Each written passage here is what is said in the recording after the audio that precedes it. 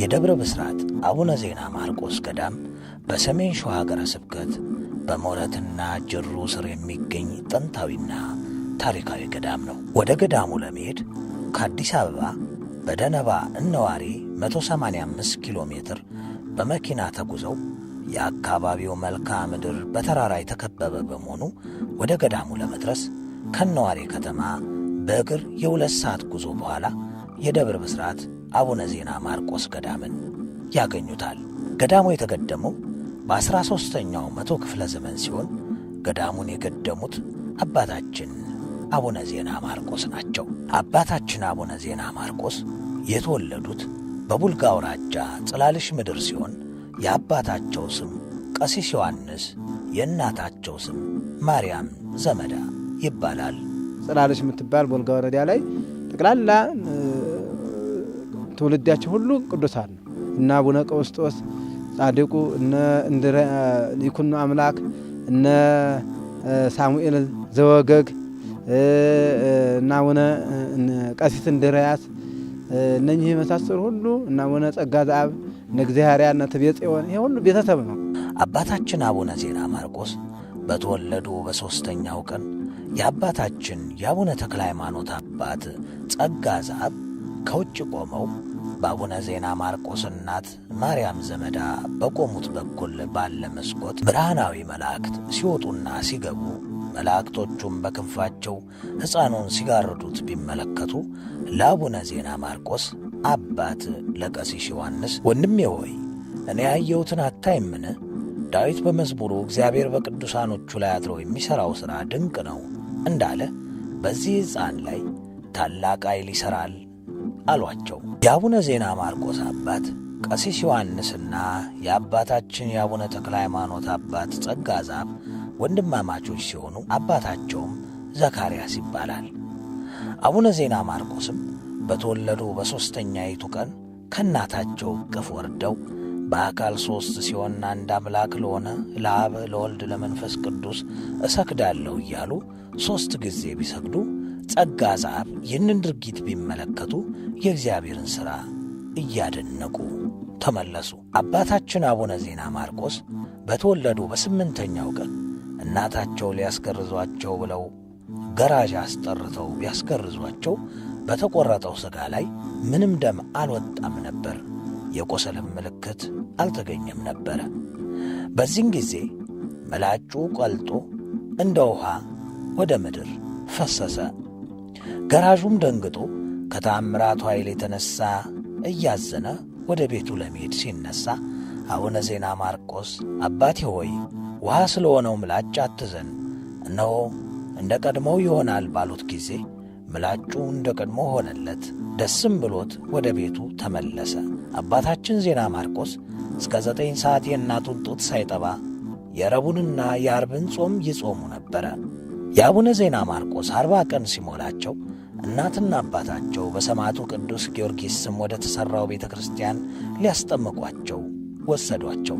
ሊቃውንቱና ካህናቱ የጥምቀቱን የጸሎት ሥርዓት በጀመሩ ጊዜ በመንፈስ ቅዱስ የሚቀበለውን ለሕፃናት እንደ ታዘዘው በእርሱ ፈንታ ጸሎት ሃይማኖትንም ሊደግሙላቸው በሚቀርብበት ጊዜ አቡነ ዜና ማርቆስ በእናታቸው ጉልበት ላይ ሆነው በአብ በወልድ በመንፈስ ቅዱስ ስም አምናለሁ፣ አምኜ በዚች በእናቴ በከበረች ቤተ ክርስቲያን ፊት ሰይጣንን እከደዋለሁ፣ መጠጊያ የሆነች እርሷ እመቤቴ ማርያም ምስክሬ ናት እንዳሉ ዲያቆኑ ሊያሰግዳቸው እጃቸውን ቢይዛቸው ከዲያቆኑ እጅ ወርደው ለአብ እሰግዳለሁ፣ ለወልድ እሰግዳለሁ፣ ለመንፈስ ቅዱስ እሰግዳለሁ፣ 3 ሲሆኑ አንድ፣ አንድ ሲሆኑ 3 ናቸው በማለት ለአምላካቸው ሰገዱ። አባታችን አቡነ ዜና ማርቆስ ተወልደው 1 ዓመት በሆናቸው ጊዜ እየዳሁ ቤተ ክርስቲያን በደረሱ ጊዜ ከእግዚአብሔር የተላከ መልአክ ቅዱስ ሩፋኤል ከሰማይ ወርዶ በክንፎቹ አንስቶ ወደ ሰማይ አውጥቷቸው ከአራቱ ካህናተ ሰማይ በመንፈሳዊ በረከት አስባርኳቸው ወደ ቤተ ክርስቲያኑ ከመመለሳቸው በፊት አምላካችን እግዚአብሔር ሕፃኑን ዜና ማርቆስን ወንጌልን በማስተማር በመስበክ ወንጌላዊው ሐዋርያው ማርቆስ ትመስለው ዘንድ እኔም ከአባትህ ወንድም ከጸጋ ዘአብ ልጅ ከወንድም ተክለ ሃይማኖት ጋር አብሬ እንደ ኖርክ በሕይወትህ ዘመን ሙሉ ካንተ ጋር እኖራለሁ ብሎ ቃል ኪዳን ገባላቸው።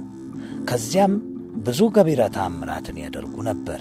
አባታችን አቡነ ዜና ማርቆስ ይህን ገዳም ከመገደማቸው በፊት በእንጀራ መስቀለ ኢየሱስ ገዳም ሳሉ ያደረጉት ተአምር ይህ ነው።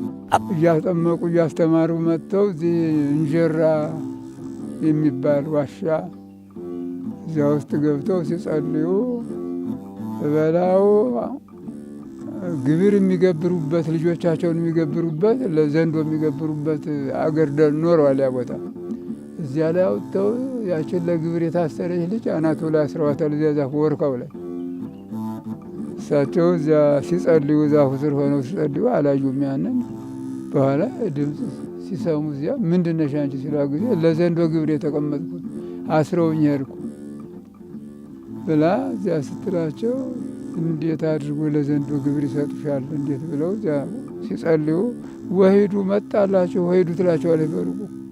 እሱ እንደዚህ እንደምናየው ፍጥረት አይደለም፣ በጣም ኃይል ያለው ዘንዶ ነው። ሲመጣ መጣላቸው ወይ ስታያቸው ሲያዩት ጊዜ በጣም ታላቅ እንደ መኪና እያነፋ ሲመጣ ከዚያን ወደ መቼም ስጋ ፈሪነችና መስቀላቸውን ሰጥተው ይሄ ሲመጣ በስመ አብ ወወልድ ወመንፈስ ቅዱስ አሐዱ አምላክ በይው ብለው እሳቸው ሸሸት ብለዋል። ያም ይመጣና ቀና ብሎ ሲያይ በስመ አብ ወወልድ ወመንፈስ ቅዱስ አሐዱ አምላክ በስመ አብ ወወልድ ወመንፈስ ስትለው ያ ዘንዶ ከስር እስከ ጫፍ ተሰነጠቀ ይላል። አባታችን አቡነ ዜና ማርቆስ በዚህ ገዳም ከአቡነ ተክለ ሃይማኖት ጋር በጸሎት ሳሉ ከተራራው አናት ላይ አንድ አረማዊ ሰው እናንተ ምን እየሰራችሁ ነው ብሎ ቢጠይቃቸው እኛማ ኢየሱስን እያመለክን ነው ቢሉት ከተራራው ላይ ሲወረወር የአቡነ ተክለ ሃይማኖት ክብር የተገለጠለት ቅዱስ ስፍራ ነው። በዛ አፋፉን እንግዲህ የምታውቁት ያው ዙሪያውን ገደላማ ነው፣ የዱር አራዊት የሚበዙበት ስፍራ ነው እና በወቅቱ ሞረት ይባላልና በዛ አገረገዡ አውሬዎችን ለማደን እያደኑ ባለበት ሰዓት ተክለ ሃይማኖትና አቡነ ዜና ማርቆስ ያው ጠቅላላ ይሄን ሀገሩ እያስተማሩ መጥተው እዚች ሲደርሱ ይቺ ለጸሎት ምቹ መሆኗን አውቀው የጸሎት ስፍራ መሆኗን ተረድተው እዚች ጸሎት እያደረጉ ሳለ በእጅ በገደሉ አስር ተጠግተው አውሬ ሲያድን ተመለከታቸው ይላል። አዛ አፋፍ ሆኖ ዴታቸው ሰምረ ጊዮርጊስ ያሉት እነሱ ናቸው የሰየሙት። የመጀመሪያ ስሙ ሌላ ስም አለው እና ያው ጣዖት አምላኪዎች ናቸው እና በዛም መሰረት እያደነታለ ምንድን ናችሁ እናንተ ዛጥግ ያላችሁት እኛ አውሬ ስናድ ምንድን ናችሁ ሲላቸው የክርስቶስ አገልጋዮች ነን ብለዋል ተክለ ሃይማኖትና ዜና ማርቆስ። ክርስቶስ የሚባለው አሁን በመጣ ታገኘዋለሁ እሱ ጋር አገኘዋለሁ ታገናኙኛላችሁ ይላቸው ሲላቸው አዎ ዙርናና በስርጥ ዙርናና ሲሉት አይ በዛ ዞር ያልመጣም በትክክለኛ እናንተ ክርስቶስ አምላኪ ወይ ተወራችሁና እሱ የሚገኝ ከሆነ በዝኑ መጠውሎ ተዛ ተወርውሮ ጥግ ሲወርድ ቅድም እንደነገርናችሁ በታሪኩ ላይ በክንፋቸው ተክለ ሃይማኖት ተቀብለውታል። የዛን ጊዜ ዜና ማርቆስ ተክለ ሃይማኖት ክንፍ ማውጣታቸውን አያውቁም። መላ ኢትዮጵያን አስተምረው ደብረ ዳሞ 12 ዓመት ቆይተው ምን ብለው ሁሉንም በመጨረሻ ነው ወደ ደብረ ሊባኖስ ሊገቡ ትንሽ ጊዜ እንትን ያላቸው ወደዚች ገዳም መጥተው ከዜና ማርቆስ ጋር ለ10 ዓመት እያገለገሉ የቆዩትና በዚህን ሰዓት ክንፍ ማውጣታቸውን ዜና ማርቆስ አይተው ለካ ከኔ በላይ ክብር ከፍ ብሎ ክንፍ እስከ ማውጣት ድረስ ደርሰህ ኖሯል የሚለውን ደረጃ ተወያዩ። ከዛ በክንፍ ተቀበሉት። ከዛ አብሯቸው ለነሱ ደቀ መዝሙር ሆኗቸው ሳምረ ክርስቶስ ብለው ሰይመውታል።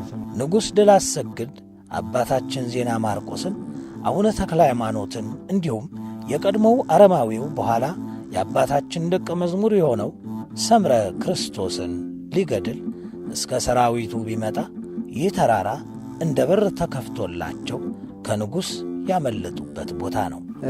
በዚህ ቦታ ላይ አቡነ ተክለ ሃይማኖትና አቡነ ዜና ማርቆስ እያስተማሩ መጥተው እዚች ቦታ ላይ ሲደርሱ ጸሎት እየጸለዩ ባለበት ሰዓት ንጉሱ ደግሞ ድል አሰግድ የሚባለው ንጉስ ያው ጥምቀት ያልነበረውምና የሆነ ሁለት ስራየኞች ጠቅላላ ሰባ ሞረትና መራቤቴን ህዝብ እያጠመቁ ሰራዊታቸውን ጠቅላላ አብዝተው መጥተውልሃል፣ በዚህ በዋሻው በገደል ስር ተቀምጠው ነው ያሉት ብለው ሲነግሩት እነሱን በቃ ፈልጌ ማጥፋት አለብኝ በሚል እያስፈለገ ያው ሊያገላቸው በሚያስፈልግበት ሰዓት ገደሉን ሲያማትቡበት ያው ለተክለ ሃይማኖት እየተሰነጠቀ እንደገና ደግሞ ያኛው አቡነ ዜና ማርቆስ ቅድም በመውጫው ላይ ያያችሁት ይህንን በዚህ ሰንጥቀው ተሰውረውበታል ለንጉሱ ማለት ነው። እና ከዛም በኋላ ግን ከዛም ቆይቶ እንደገና ያው ምንም ነገር ሊያሸንፋቸውና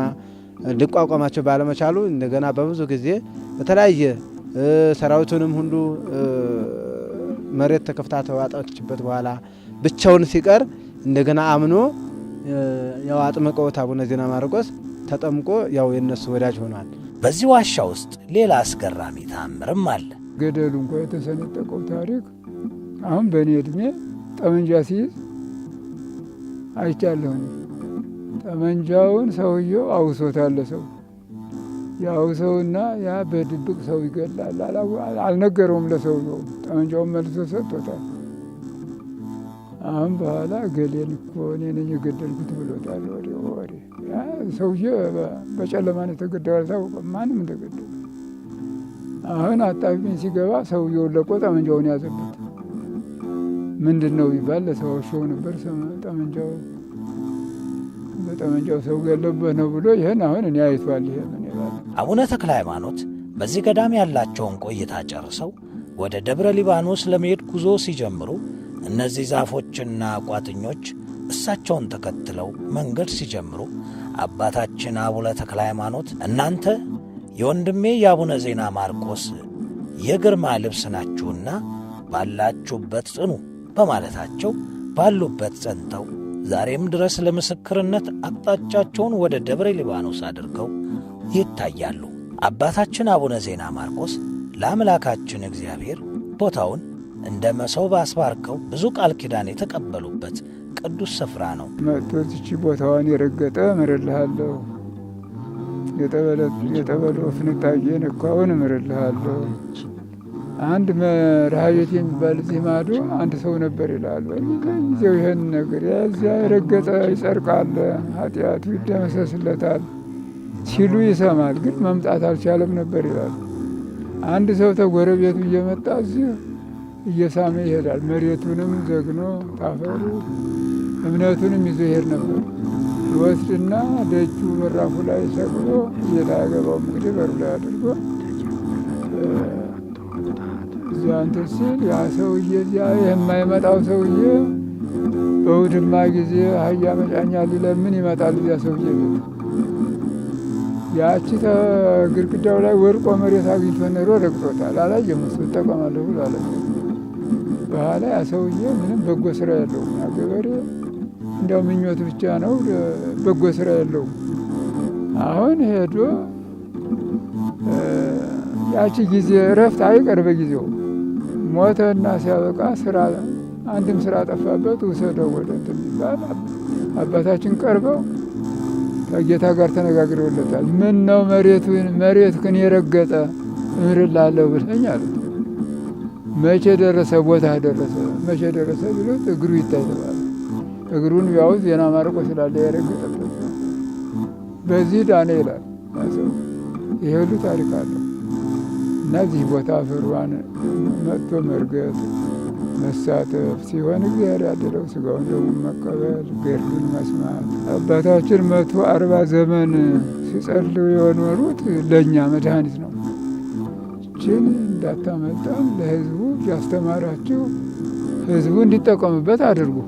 የአባታችን ዜና ማርቆስ የንግስ በዓላቸው ታኅሳስ 3ና ጥር 21 ቀን ነው። የአባታችን የአቡነ ዜና ማርቆስ በረከታቸው በሁላችን ላይ ይሁን። አሜን።